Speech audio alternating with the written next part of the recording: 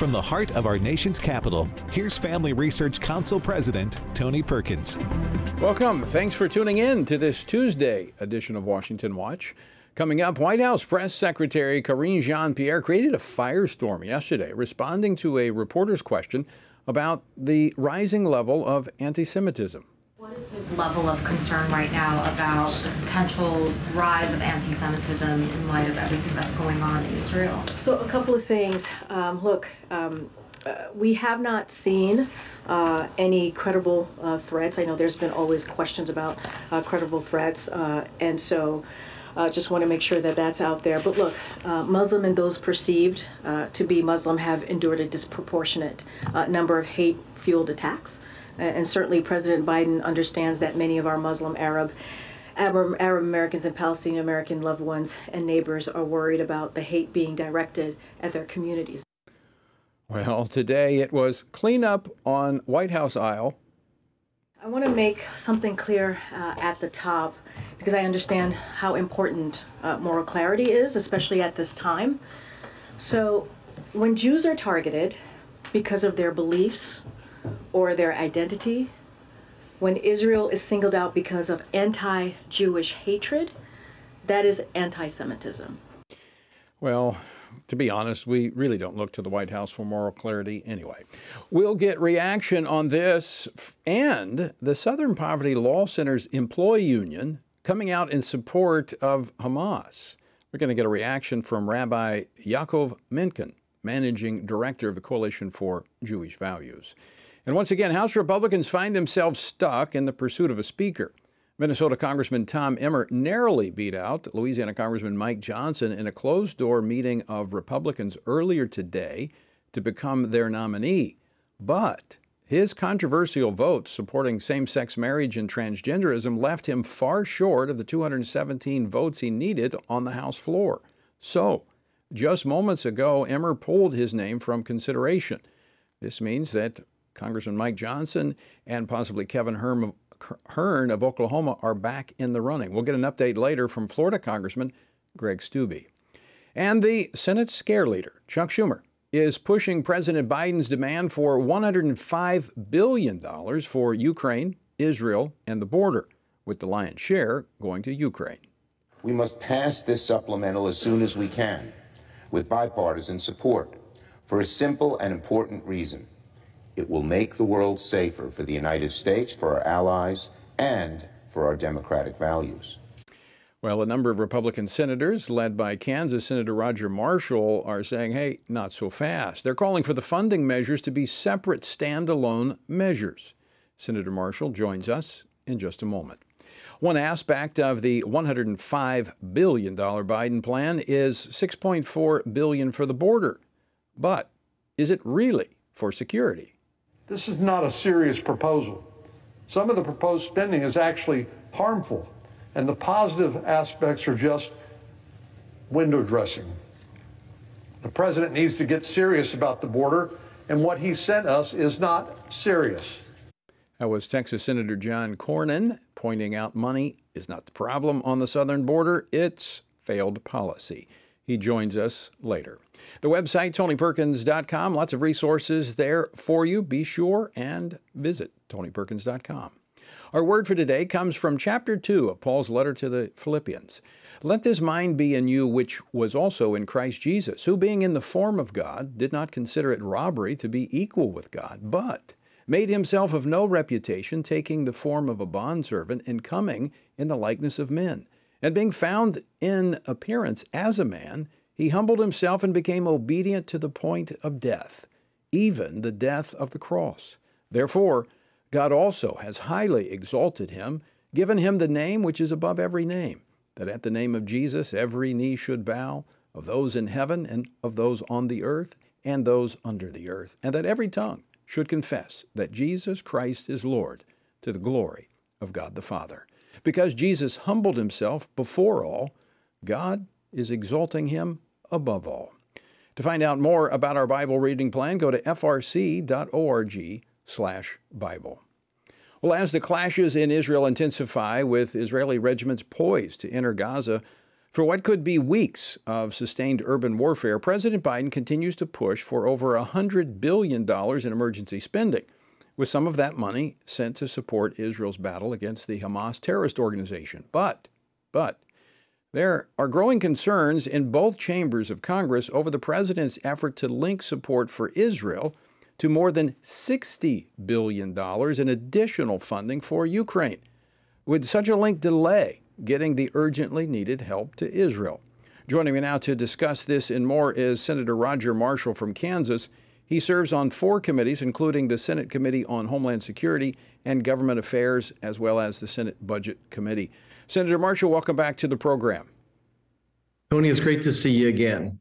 Well, you've been the leader of the Senate effort to keep support for Israel separate from other spending. I mean, when you look at the bulk of this, $60 billion going to Ukraine on top of everything else we've given them, this is a little controversial. Could this delay the needed support that Israel is looking to us for? You nailed it, Tony. Once again, President Biden has found a way to take something that could unify Congress and to divide us. You know, I'm sure like you, since my earliest days, I remember my mom, my Sunday school teacher saying, we stand beside Israel, and Israel needs to know that we unequivocally stand beside them. But the same cannot be said about the Ukraine funding. As I kind of paint the big picture here for your listeners, I want to just point out that President Reagan gave us peace through strength, but Joe Biden is giving us war through weakness. And that's where we are right now. We have 2 different situations. In Israel, what we have is this Hamas army of terror viciously, brutally, savagely attack the people of Israel. We have a war there that'll probably last weeks, maybe months, but this is a war for the sake of humanity.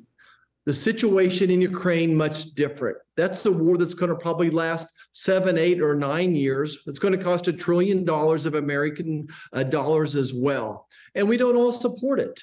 And I can tell you that President Biden's bill is dead on arrival on the House side. There's even less support for the Ukraine funding. So Joe Biden's policy is going to slow down the process. We have a very clear understanding of what Israel wants to do. They want to eliminate the threat of Hamas. That means they want to clean out Gaza from being under the thumb of Hamas. We don't have the same clarity when it comes to Ukraine. Yeah, that's exactly right, Tony. Again, there's a very clear stated mission is that we need to eliminate Hamas. And again, this is a battle for the future of humanity. Ukraine, it's not quite as black and white right now. And then we haven't, touched on Iran. I just want to touch on Iran really quickly here, that Iran is the head of the snake. There's no moral clarity coming out of the president when it comes to Iran either. They are the financier. They're the puppeter. They're the armor. They're the ones that direct all these proxy wars that are going on right now. And that's the bigger pictures. We need to snap back all of our maximum sanctions onto Iran right now. We may have to even have some type of a retaliation when they attack our American troops as well. Remember, Iran's just another bully, but we're going to have to hit them in the nose at some point and let them know that we're not going to stand for this. We're not going to stand as Hezbollah and their other puppets get into this battle. Senator Marshall, let's talk about that for just a moment. You sit on one of the money committees. You track where this money is going. You just mentioned the $6 billion that we unfroze. Now, it has not gone into their hands yet, but they know it's there in the bank. But then look at the Palestinian Authority and Hamas, which has received billions of dollars from the United States. To me, this looks schizophrenic. We're fighting them on one hand, but giving them money on the other. Right. And Tony, there's more aid to Hamas in this particular legislation of Joe Biden's as well. Let's think about what's happened under President Joe Biden. I don't know about you, but I don't think you can be pro-Israel and pro-Iran. You have to choose one or the other. So under Joe Biden, he's empowered their nuclear weapon program. He's unfrozen this $6 billion that you mentioned. 3 months ago, he unfroze $10 billion. And he's now allowing them to sell $1 billion of oil every week. The final point I'll make is this, is that under Joe Biden, Iran's reserves have went from 6 billion to $60 billion.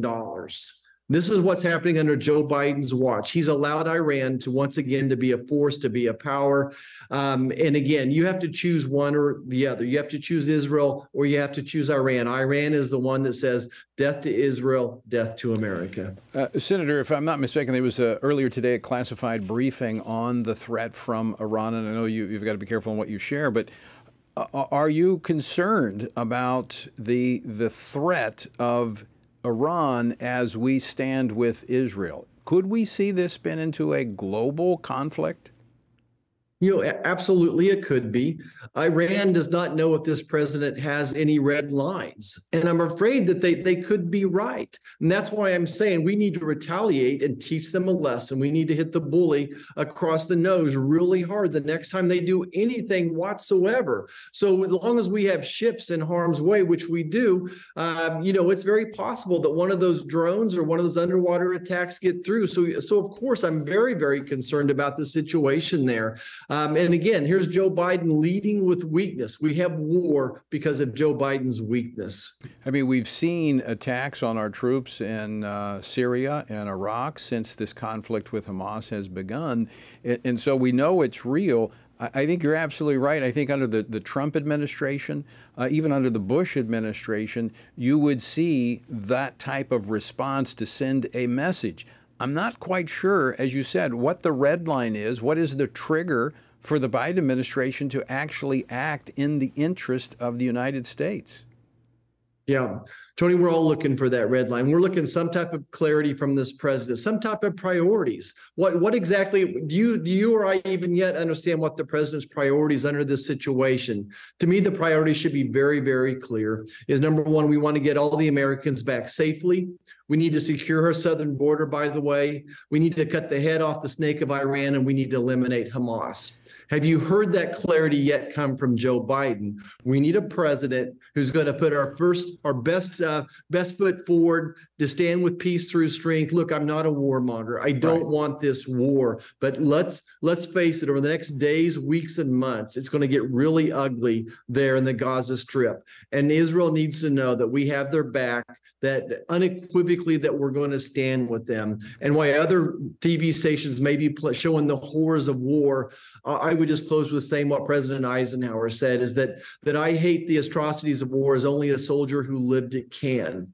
But the blood of every person from October 7th onward, the blood of every person, every innocent civilians is on the hands of Hamas and Iran. Right. You're absolutely right.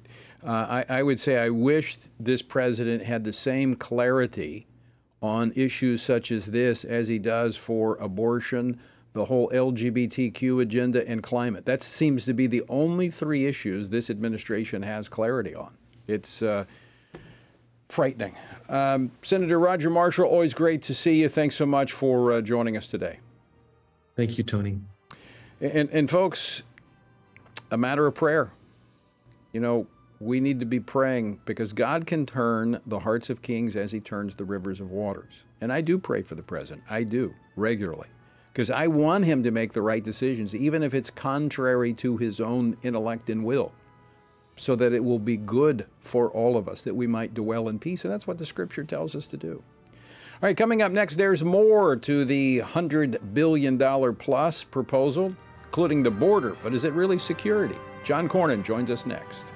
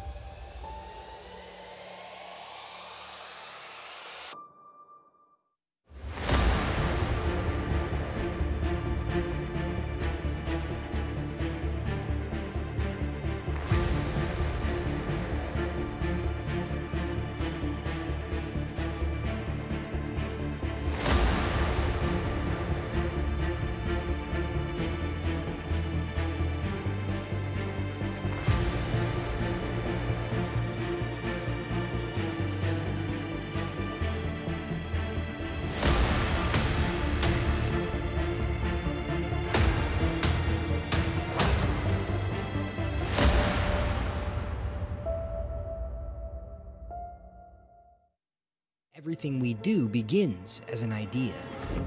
Before there can be acts of courage, there must be the belief that some things are worth sacrificing for. Before there can be marriage, there is the idea that man should not be alone. Before there was freedom, there was the idea that individuals are created equal.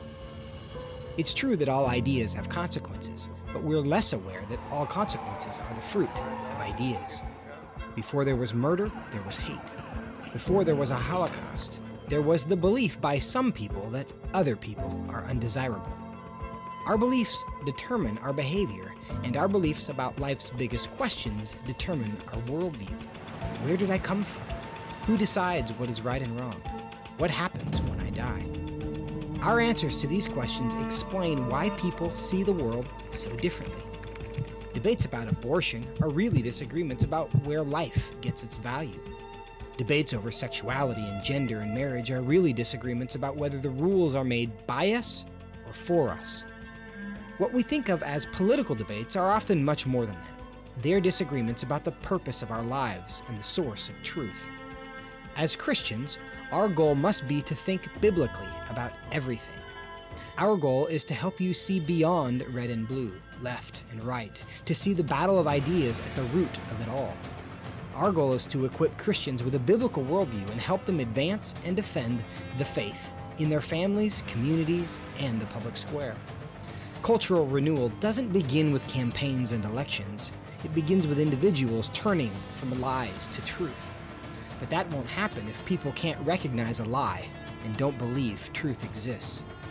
We want to help you see the spiritual war behind the political war, the truth claims behind the press release, and the forest from the trees.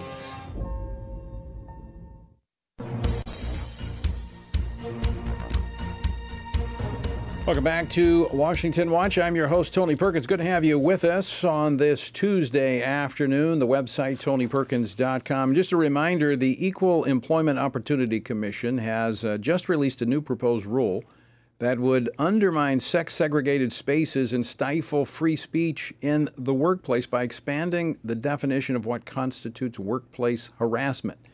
All right, short for this, if you use the wrong pronoun, you could be in trouble. This is the Biden administration.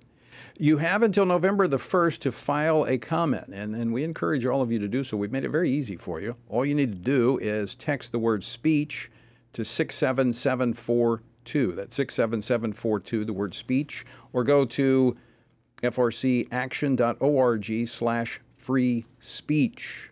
Or go to tonyperkins.com. All right, the Biden administration's request for emergency funding that I discussed last segment also includes about $14 billion in spending that the White House has designated for, quote unquote, strengthening border security and enforcement. But a closer look at the Biden administration's plan for this spending reveals it may not achieve what the White House claims. Surprise, surprise. And many are questioning if the border spending would merely usher illegal immigrants into the country faster, while changing nothing about the underlying failed policies that encourage illegal immigration and put the nation at risk.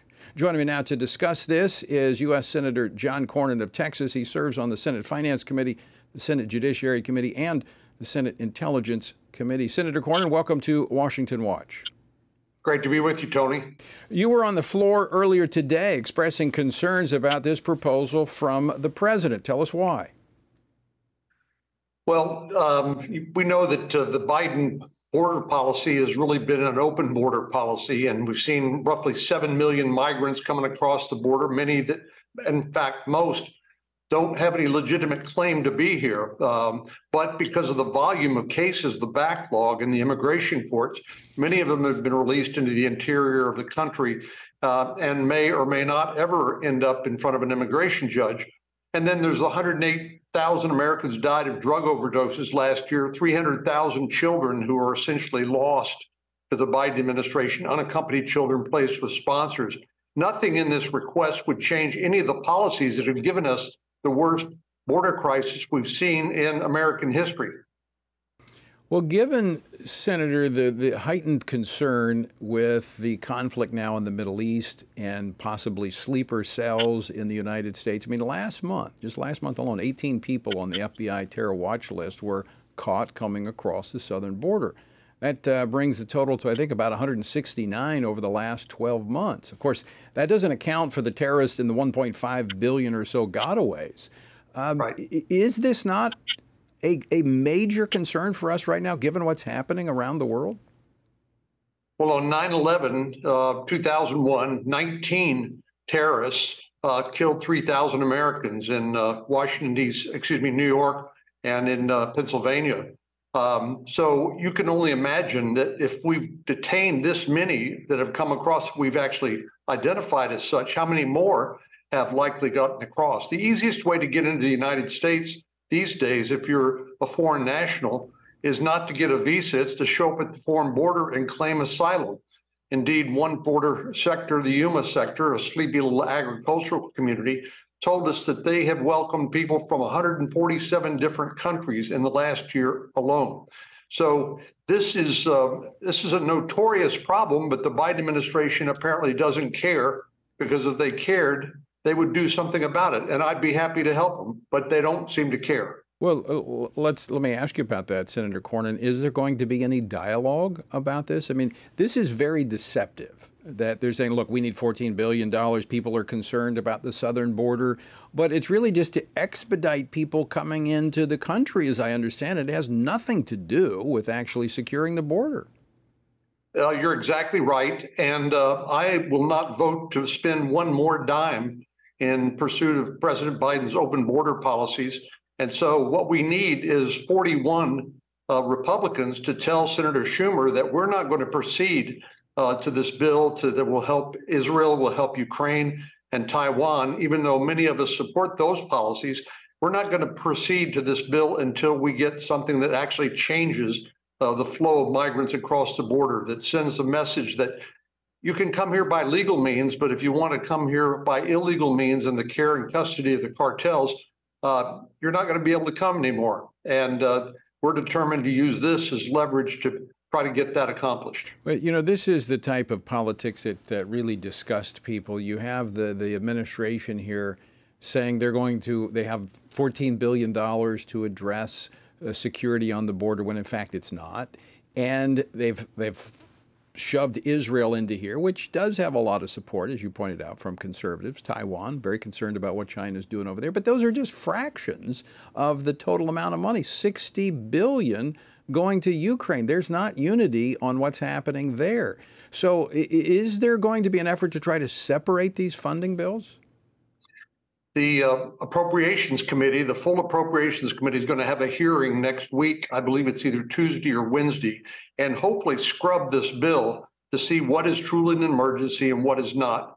I don't expect there to be unanimity on this, but I will tell you that unless there is a solution, or at least a partial solution, progress made on stopping this flow of migrants and drugs across the border, that we're not going to proceed to the rest of the bill, as attractive as much of it may be to us. I personally support Israel. I think it's very important for us to continue to support Israel, send a message to the world that we have Israel's back.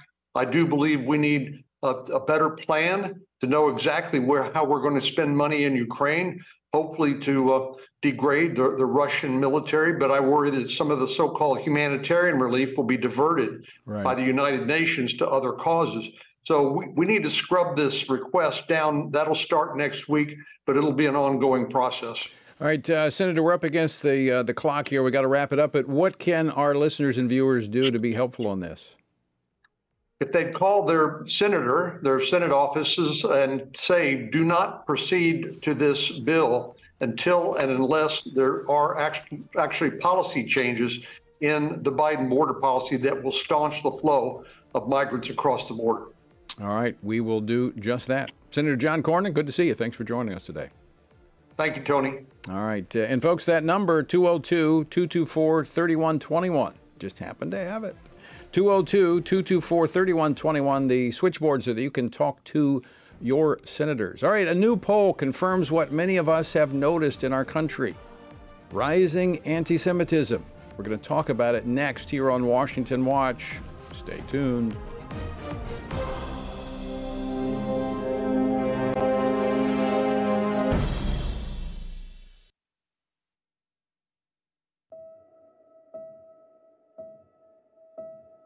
All of us are born with the desire to find truth and meaning.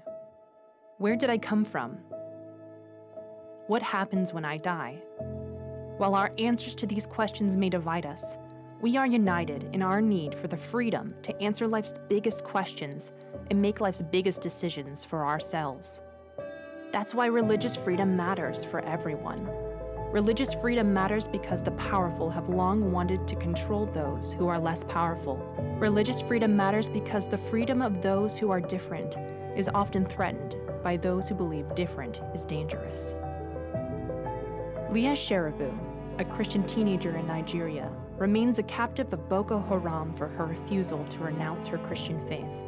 Chinese pastor Wang Yi is serving a 9-year sentence for speaking publicly against the Chinese government. In Pakistan, Asif Pervez is on death row for allegedly sending a blasphemous text message. All of this because people in power decided different is dangerous.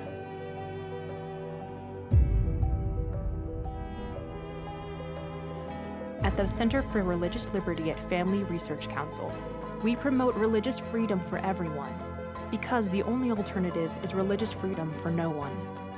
We encourage Americans and the American government to engage and advocate for the persecuted, and they do. We work every day to bring good news to the afflicted, to proclaim liberty to captives and freedom to prisoners. We do it because that's what Jesus does. We work to give freedom to others because we ourselves have been set free.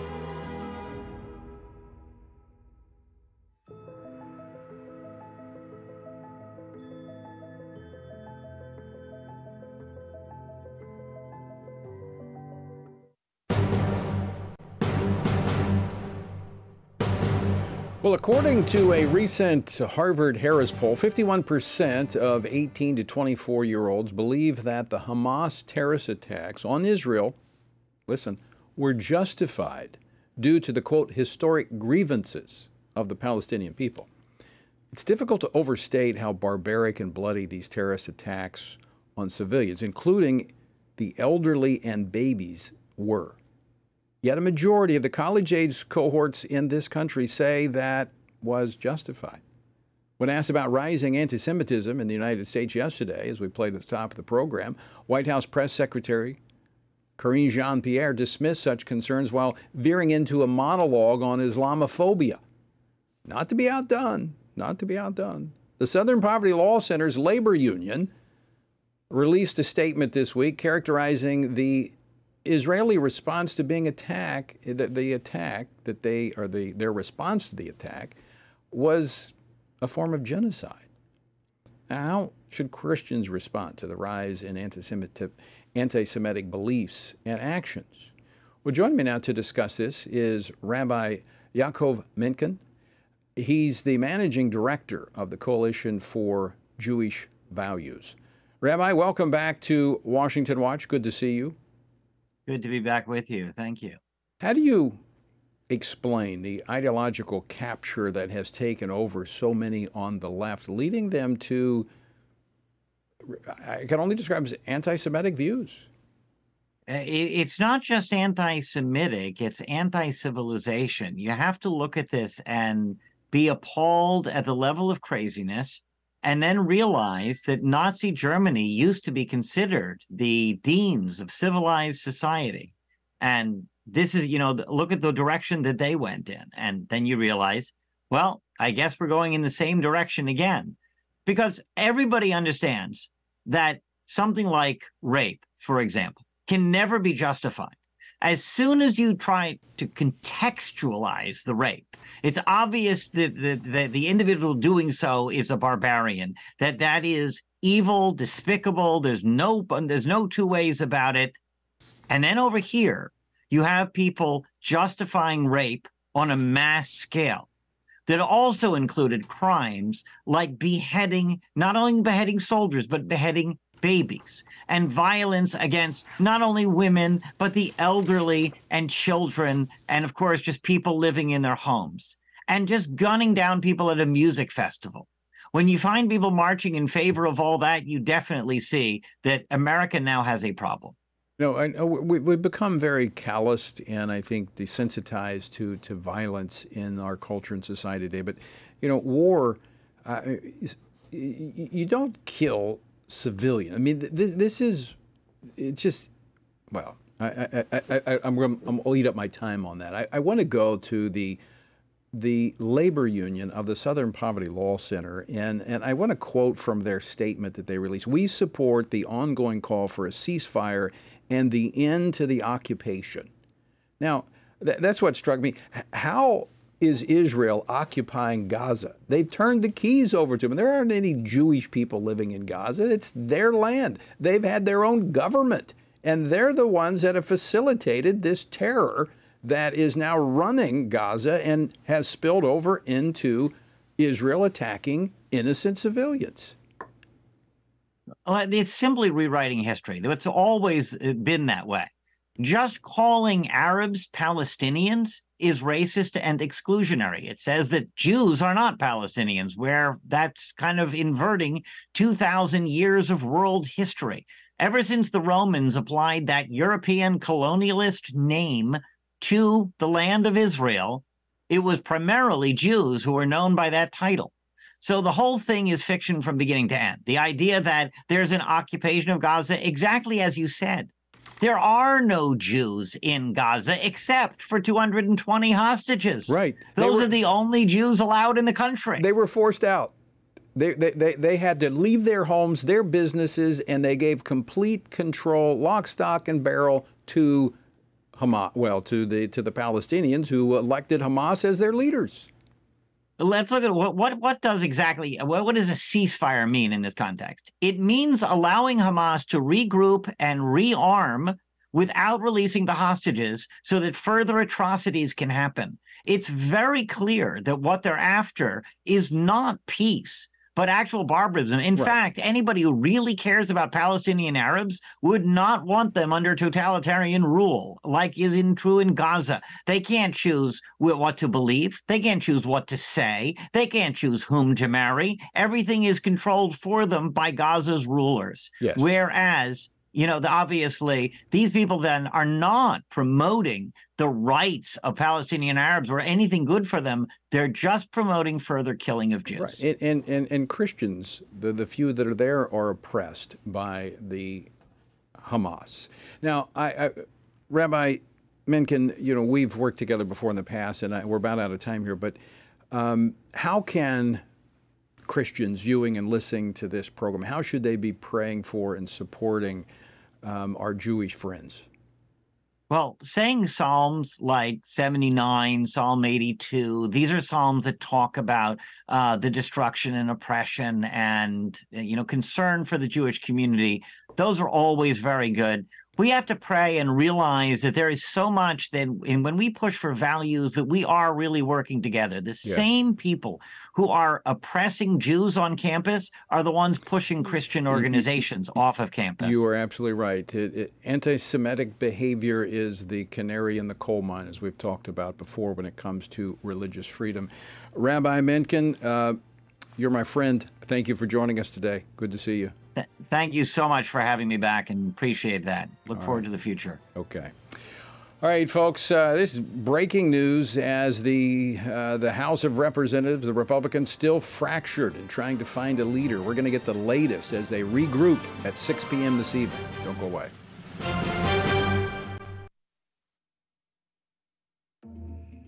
The world is hurting. Streets are filled with crime. Families are broken. Sin is celebrated, and God is mocked. Everywhere we look, the wages of our sin are on full display. As Christians, we know that surrender to God's will is the solution to our biggest problems, but not everyone agrees. Even in church, we hear people say the most important thing is to be tolerant, that we shouldn't impose our morality on other people, and that loving our neighbor means celebrating what they do. But you can't do that. It's not that you don't love your neighbor, you do, but you care about God's opinion more than your neighbor's opinion, and this makes you different. In fact, sometimes it makes you feel alone, like you're the only one. But there is good news. You are not alone, not even close. Research has found that there are 59 million American adults who are a lot like you. There are millions of people around the country who are born again, deeply committed to practicing their faith, and believe the Bible is the reliable Word of God. But that's not all. They're also engaged in our government. They're voters. They're more likely to be involved in their community, and they're making a difference in elections. The problem is that a lot of them feel alone too. We want to change that. FRC wants to connect these 59 million Americans to speak the truth together, no matter the cost. If you want to learn more about this group and what it means to be a spiritually active, governance-engaged conservative, or if you want to find out if you are one of these SageCons yourself, go to frc.org/SageCon and take the quiz to find out. The world is hurting, and we have the solution. We can't do it alone, but we can do it if we work together. That's what we're working toward every day. Join us. Go to frc.org/SAGECON, SageCon, to learn more. That's SAGECON, SageCon, to learn more. I'm often asked by people, Tony, how do you stay encouraged? How do you deal with all of the stuff in Washington, D.C., the negative policies that are attacking our faith, our family, and our freedoms?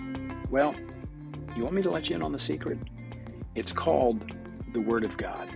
And that is why the Family Research Council embarked on Stand on the Word, a 2-year journey through the Bible. It's a chronological Bible reading plan with just 10 to 15 minutes a day. In 2 years, you will have covered the entire Bible. And to go along with this, Monday through Friday, I do a morning devotional that goes along with the reading of the day. It's all designed to encourage you on this journey because the Word of God, as the psalmist said, in my affliction, here's my comfort. Your Word gives me life.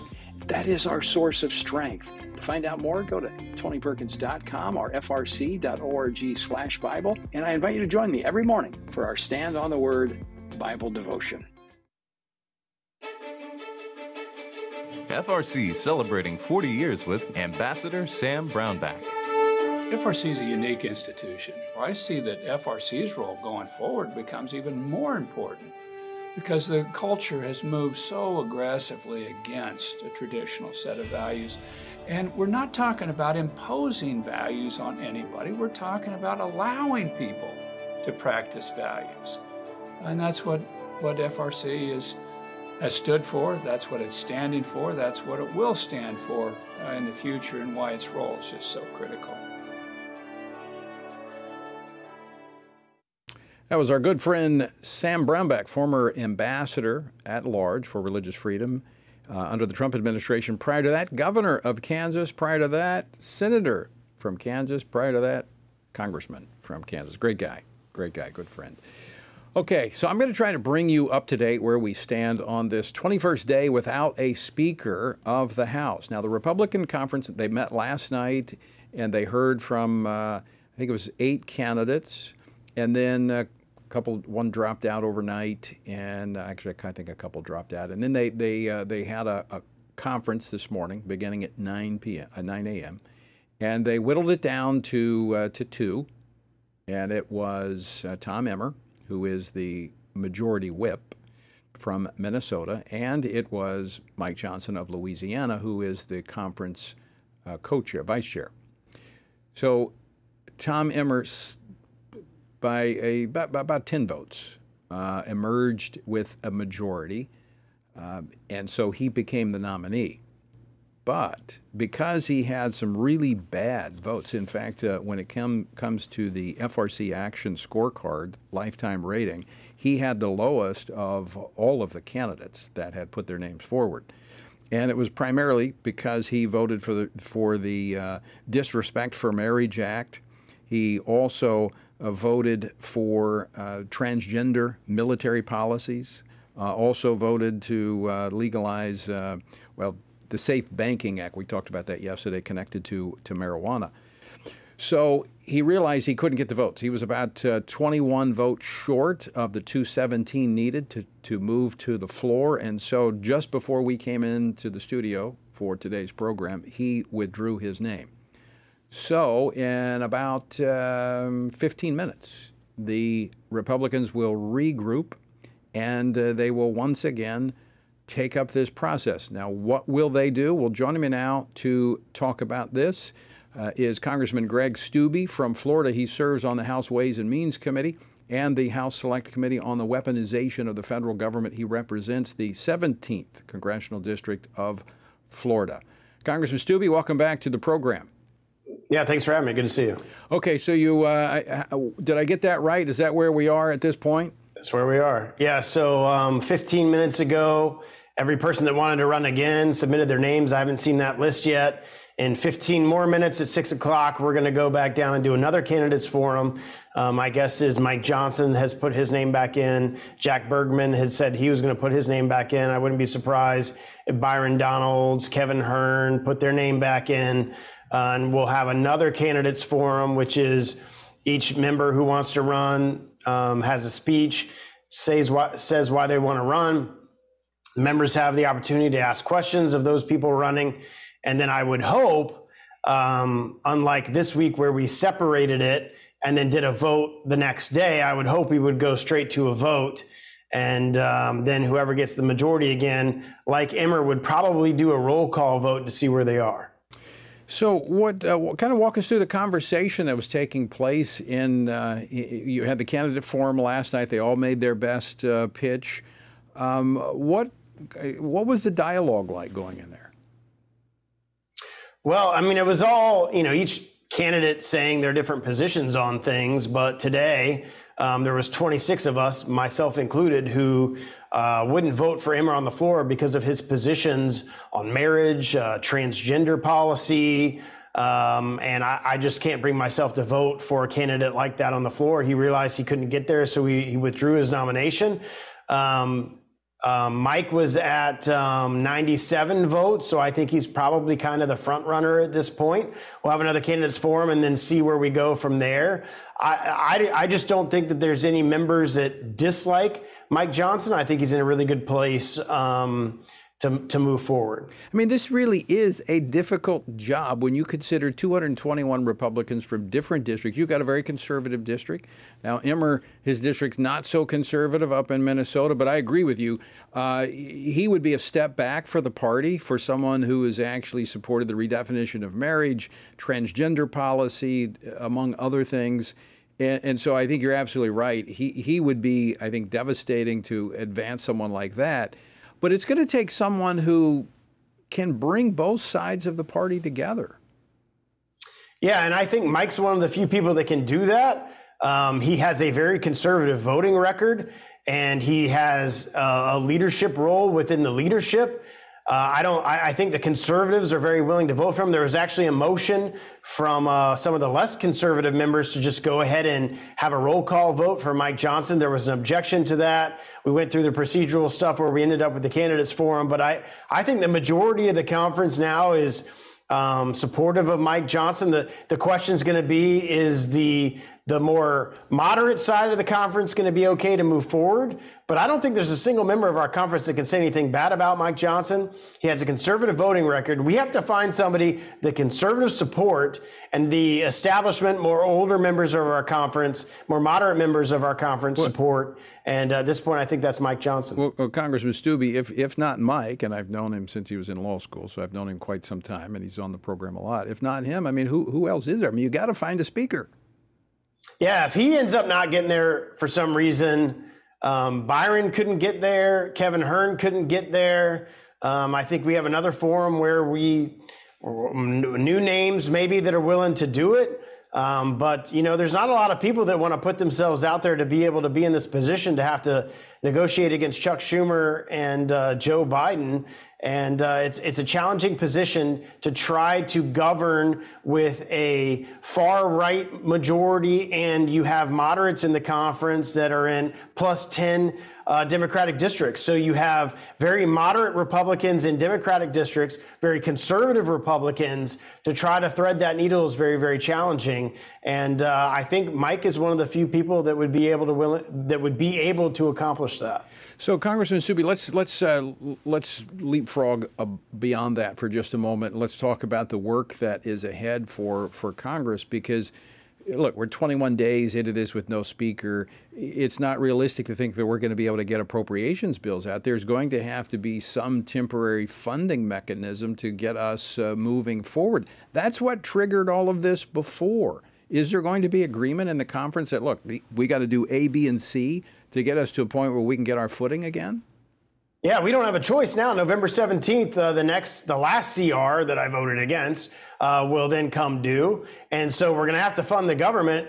And so you've got appropriations issues. Obviously, the first matter at hand is the war in Israel. Obviously, we want to pass resolutions and bills that support our ally Israel on the floor, which I'm sure Mike Johnson supports.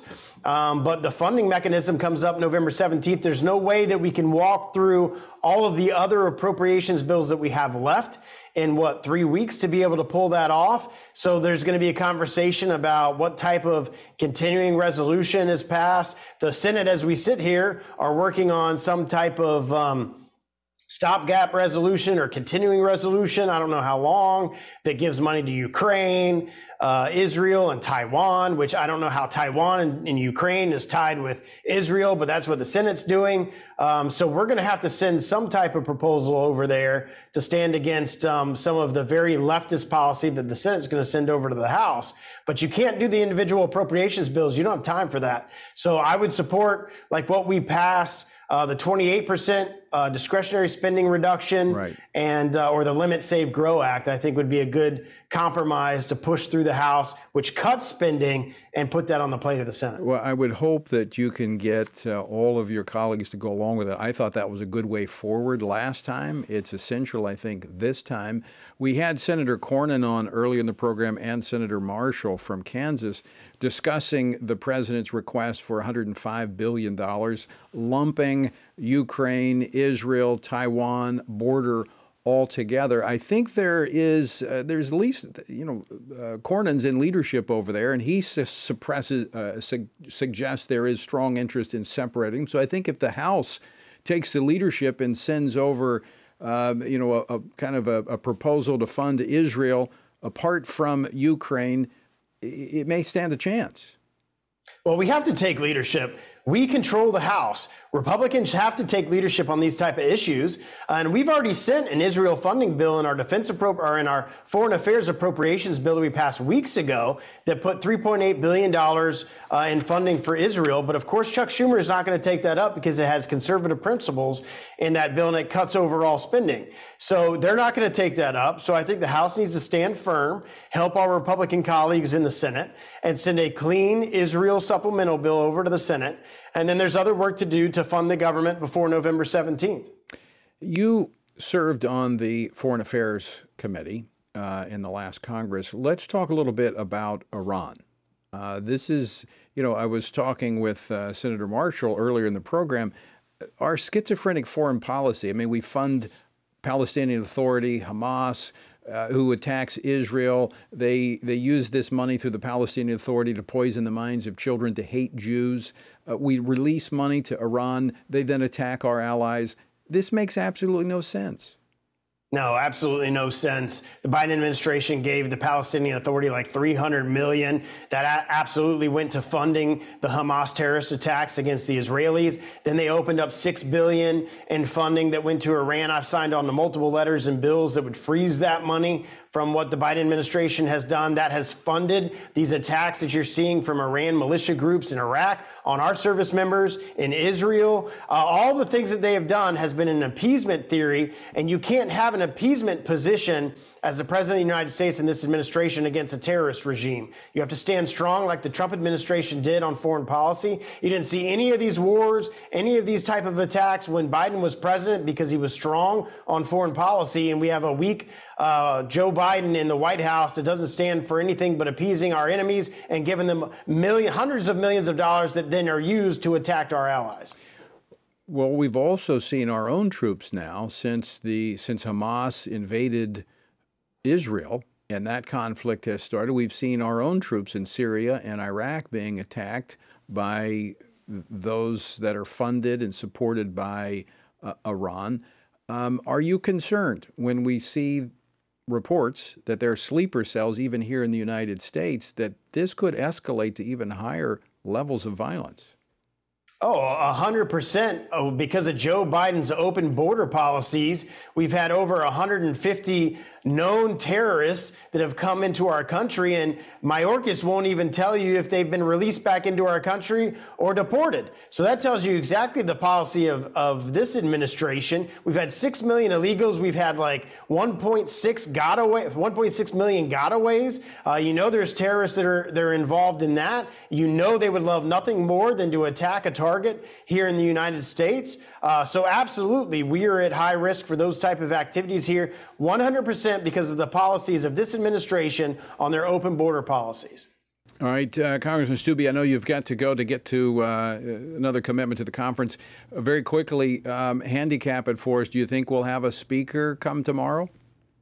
I think so. I think Mike Johnson is a very good place. I support him moving forward. I think he's somebody with a very conservative background that can unite both the conservatives in our party and the more moderate members in our party, and we can move forward and do the things that we need to do for the budget and for Israel. All right. Congressman Greg Stubbe, always great to see you. Thanks so much for joining us today. Thanks. Congressman Greg Stubbe of Florida. All right, folks, another prayer item. In fact, now would be the time to pray. They're going to be gathering here momentarily to begin this deliberation. They will have, once again, as Greg just described, they're going to have a candidate forum. That means all of those that are putting their name forward. And as I came in here, I knew that Kevin Hern of Oklahoma, who is the chairman of the Republican Study Committee, was going to jump back in. But he fell short of Mike earlier today when they went through that elimination process. So as Congressman Stubbe pointed out, Mike Johnson starts with the strength, and there were those that even wanted him just to be voted on without another forum. That said, there was objections. There's going to be a forum. That means they're going to present their case again. They'll go through this process, and then hopefully they will go to the floor with a speaker, a conservative speaker, who can get 217 votes. So be praying that the Lord would raise up a leader that has spiritual insight and political understanding that emanates from that spiritual insight. That's what our nation needs. That's what the world needs. So be praying, folks. Also, as we wrap up today, let me once again remind you to file your comment with the EEOC, as they want to make it a crime to use the wrong pronoun in the workplace. You have until November the 1st to file a comment, and they have to read all of these. So the more they get, the more it slows them down. Text the word speech to 67742. That's 67742, and let your voice be heard.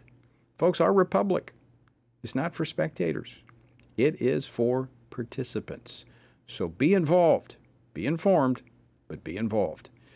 All right, that's all we have time for today. Thanks so much for joining us. Lord willing, we'll be back again tomorrow night. We'll be hearing from, actually, Senator Lindsey Graham, just returning from Israel. He joins us tomorrow. Until next time, I leave you with the encouraging words of the Apostle Paul found in Ephesians 6, where he says, when you've done everything you can do, when you've prayed, when you've prepared, and when you have taken your stand, by all means, keep standing.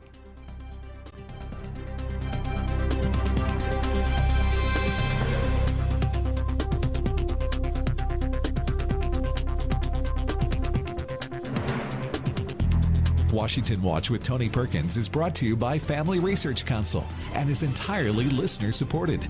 Portions of the show discussing candidates are brought to you by Family Research Council Action. For more information on anything you've heard today, or to find out how you can partner with us in our ongoing efforts to promote faith, family, and freedom, visit TonyPerkins.com. Also, to leave a comment about Washington Watch, call our watch line at 1-866-372-7234. That's 1-866-372-7234.